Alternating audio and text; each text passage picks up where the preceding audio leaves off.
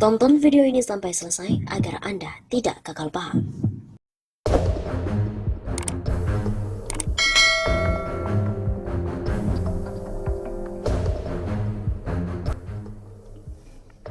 Tantangan untuk TNI Polri.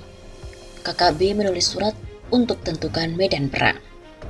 Kelompok kriminal bersenjata KKB menuliskan surat tantangan untuk TNI Polri dan mereka telah menentukan medan perang apabila ingin melakukan kontak senjata secara langsung.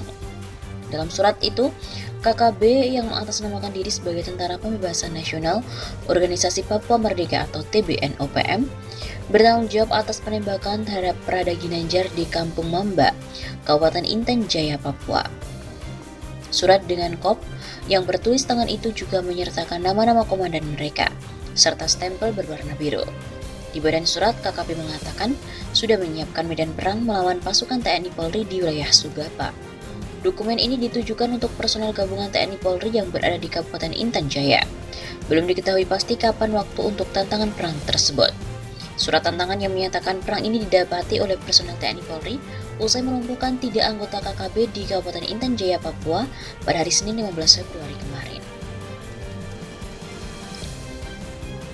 Kondisi di Kampung Ilambe, Distrik Ilaga, Kabupaten Puncak Jaya, Papua sangat mencekam. Suara letusan senjata api menyala bergantian dari hutan-hutan dan perbukitan sekitar lokasi. Di sebuah bangunan yang dipenuhi kendaraan berat proyek, tampak sejumlah prajurit militer TNI bersiaga dengan senjata sembari berlindung di area tertutup. Namun hari itu, 13 Februari, bukan waktu yang baik bagi prajurit Batalion Infanteri Rider 715. Sebab kebetulan merekalah yang berada di bawah hujan peluru yang ditembakkan secara brutal oleh kelompok separatis bersenjata OPM. Berdasarkan informasi yang dihimpun Viva Militer Selasa 16 Februari, pasukan Rider TNI yang berada di bawah komando Kodam 13 Merdeka itu berada di lokasi tersebut karena mereka tergabung dalam Satuan Tugas Pengamanan Daerah Rawan atau Satgas Pemrawan. Situasi tiba-tiba saja berubah kian mencekam tatkala salah satu TNI bernama Prada Maulana mengerang kesakitan sembari memegangi kepala. Darah mengalir membasahi wajahnya. Rekan sesama prajurit TNI pun menghampiri. Prada Maulana terluka. Wajahnya terkena rekoset munisi yang ditembakkan kelompok bersenjata OPM. Jadi ternyata OPM melakukan manuver serangan. Mereka menyerang dari arah yang tak terduga. Bantuan darurat pun diberikan. Rekan korban berusaha menghentikan pendarahan dengan kain putih. Sedangkan prajurit TNI lainnya mengamankan lokasi dengan membentuk posisi siap tempur. Selain itu, radio komunikasi terus menyala saling memberikan arahan dan petunjuk kepada prajurit TNI lain yang berada di lokasi yang berbeda. Semua situasi ini terekam dalam sebuah video yang telah beredar luas di dunia maya. Detik-detik Prada Maulana bersimbah darah disaksikan dengan jelas. Namun ada yang sangat menarik dan membanggakan terjadi di peristiwa itu. Saat Prada Maulana mengerang kesakitan, salah satu rekannya memberikan suntikan semangat. Bukan dengan berteriak, tapi dengan bisikan halus. Prajurit TNI itu berada di sisi kanan Prada Maulana. Dia memegangi korban dan terus berbisik untuk menenangkan Prada Maulana. Pada video itu terdengar sayup-sayup prajurit TNI ini membisikkan, "Asma Allah," ke telinga Prada Maulana. Astagfirullah. Dan tak lama korban diminta berdoa memohon ampunan pada Allah Subhanahu wa taala. Istighfar, istighfar, Dek. Luar biasanya setelah itu Prada Maulana lebih tenang dari sebelumnya. Dia tak lagi mengerang kesakitan meski bagian wajah yang terluka masih mendapatkan perawatan darurat.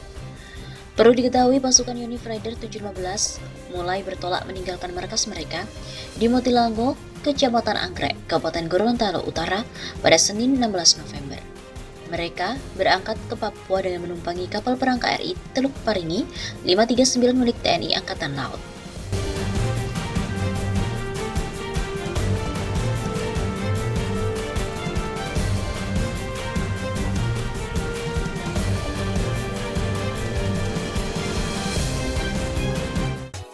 TNI dimanfaatkan oleh PKI untuk adu domba rakyat? Apakah benar? Pada tanggal 25 November tahun 2020, beredar sebuah narasi bahwa PKI atau Komunis Tiongkok memanfaatkan TNI untuk mengadu domba rakyat. Narasi ini beredar melalui pesan WhatsApp pada baru-baru ini. Nah, pada narasi itu disebutkan adu domba dilakukan agar Pancasila ini diganti dengan Ekasila. Berikut ini adalah narasi selengkapnya. PKI komunis Cina itu memanfaatkan TNI guna diadu domba dengan rakyat dan umat Islam.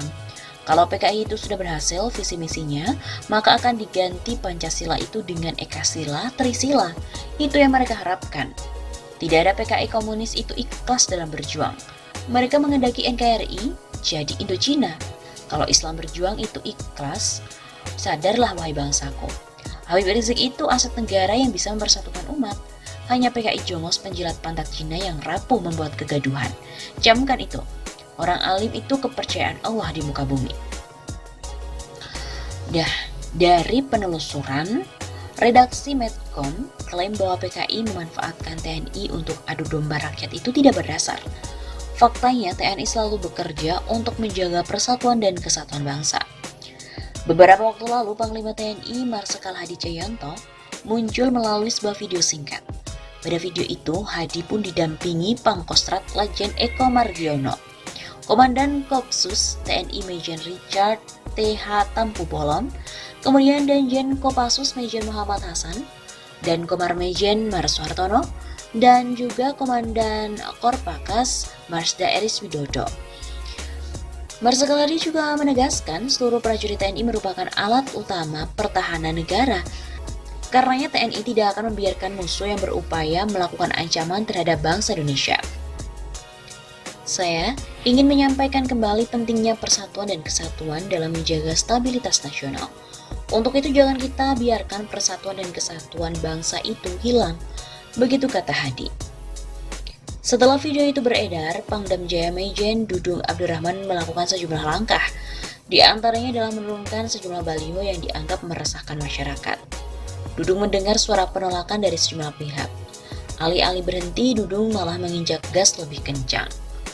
Berawal dari Satpol PP di DKI Jakarta, melakukan penertiban sebelum hal itu terjadi sejak 2 bulan lalu. Aparat TNI dan juga Polri ikut memantau penerbitan dari sejumlah baliho.